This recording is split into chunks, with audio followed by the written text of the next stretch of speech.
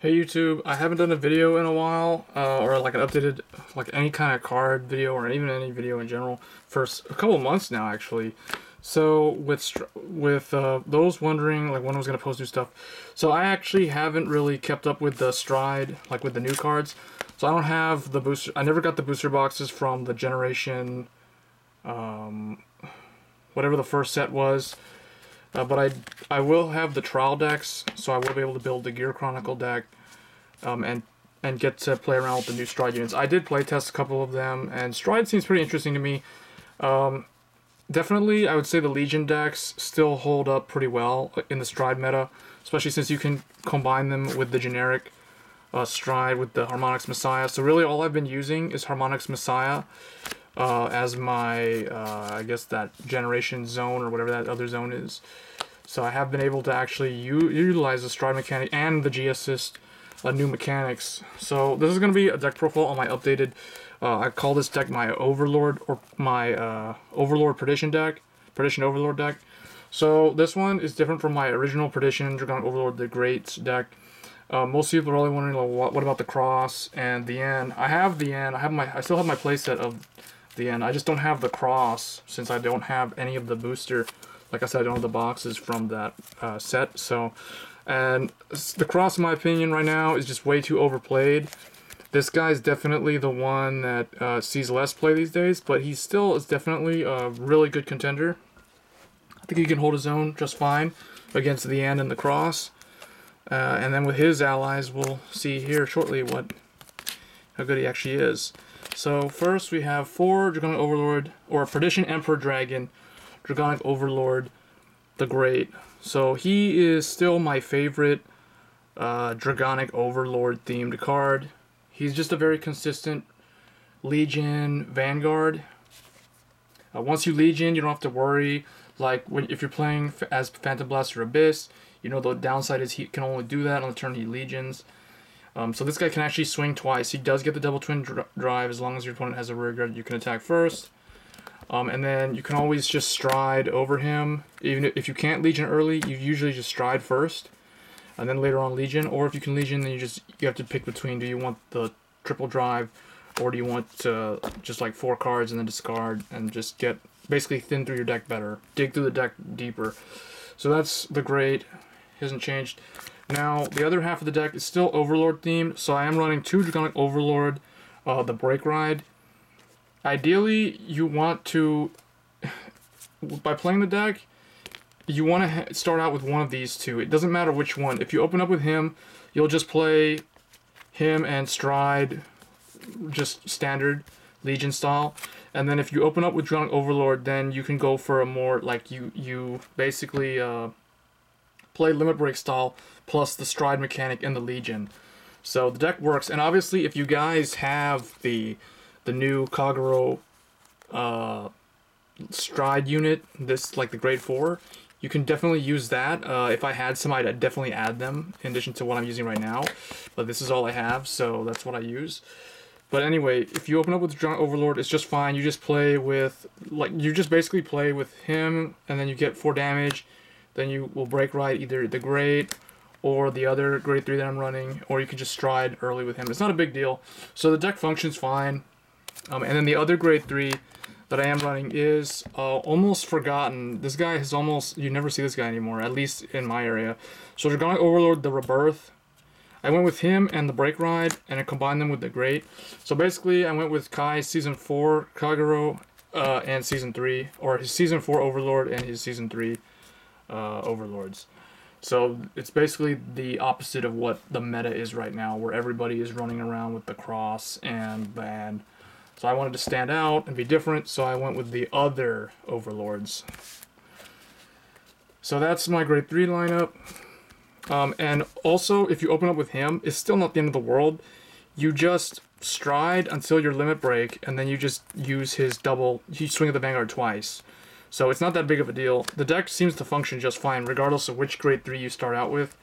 But the reason why I'm running mainly him at 4 copies is because the Legion is still the strongest mechanic out of the deck itself, and then you just throw Stride in there as a little add-on bonus. So moving on to grade 2s, obviously I never build a deck that has... Any deck that's Legion based, I always run 4 of the Legion mate. I don't care. I've seen some people running like 3. Actually, a lot of people run 3. I really don't know why. Because if this gets in the damage zone, if this is in your hand, and if this is on the field, you better hope that this thing doesn't get damage checked from the deck. So, I mean, I've seen that happen. It's rare, but that's why I always run 4 copies. And then I have my 3 Dragonic Burnouts. I've always had 3. A lot of people run 4 in the cross variant. 3 is fine. I think 2 is a little underpowered. 3 is good. 4 is good. So I only have 3. I'm not going to hunt down another copy of this.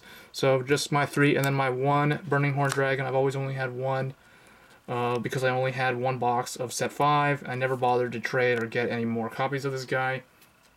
But ideally, I would probably want to run 4 of him. So the alternate of my power gainer or substitute for Burning Horn Dragon is my Perdition Dragon Knight, Treyeve. So he basically can form a 21k column when your opponent's rear guard gets put in the drop zone, either from this guy attacking it, and he's basically across from it. So he gets 5k, so that makes it 14 plus a 7, so that's 21k column right there on a rear guard line. So that's still pretty good. So I think it's probably the best substitute if you want something that's kind of like Burning Horn Dragon where it gains power. And then grade 1s. 4 Dragon Dancer Maria, Perfect Guards. I don't run Quintet Walls with Kagero because I really don't think they're needed. And Kagero tends to always need to use their Counterblast, similar to Shadow Paladin. And then 3 Gojo. You can run 4. I've considered it. And then 3 Perdition Battler. This guy basically to unflip, but he's kind of, I noticed, not really that necessary. So I may actually add a 4th Gojo and take both of them out for 2 more Calamity Towers. And then 2 of the Perdition Battler. So this is the guy that can become a 10k when a rear guard across from him in the opponent's side gets retired during the main phase. So this guy actually... he really will only combo him with... He'll only really get his effect with either Burnout or with this guy. Or actually, no, not this guy. Burnout really is the only way you're going to be able to combo that. So, yeah, I might actually take him out. It depends. I've considered taking this or this out for more Calamity Towers.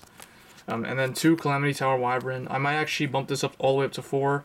I have seen a lot of people, especially people running the cross and the end, like to run 4 of these. And I can definitely see why, because there is kind of like a weird loop where you re-ride and you re-legion and you just send your stuff back and Burnout does its thing. But right now the deck is 2 Soul Blast heavy with all the Burnouts and the Calamity Towers. And even if I want to unflip, I can use this guy's effect in a pinch, but I almost never use it. So that's why I'm still only running 2 Calamity Towers at the moment, and the deck seems to function perfectly fine. For the trigger lineup, 4 or 8 critical. So I'm just running Kai's traditional Blu-ray Draco Kid and Tar. And then to be competitive, I do run 4 the Gatling Claw Dragon. You can run any draw trigger, really. You can run the Margle Clone, Seal Dragon Thing, or you can run the Dragon Dancer Monica, or even the Perdition one. It's really personal preference. It just depends. Do you want to counterblast early if you do happen to have this guy, and it gets rid of the opponent's starter. So it's always just a good option to have. And then obviously 4 heals. And then the starter, I'm still using Perdition Dragon, Petal Flare, Draco Kid. The other starter that I recommend using is obviously Red Pulse Draco Kid, because he can, since I am running 3 different grade 3s, Red Pulse Draco Kid can help search, like improve the chances that you want to open up with this guy if you just want to for whatever reason, or search out this guy. If you end up playing this into this, like if you cross break ride like the old school style with Stride in between. So anyway guys, that's the deck. My new Overlord deck, or updated Overlord deck, doesn't actually have any cards from the Generation 1 booster pack. It really just has Kai's stuff from the old school Vanguard plus the Harmonix Messiah. So anyway guys, let me know what you think and what you would change, and hope you guys enjoyed the video. And as always guys, don't forget to subscribe and stay tuned for more Vanguard videos. Thanks.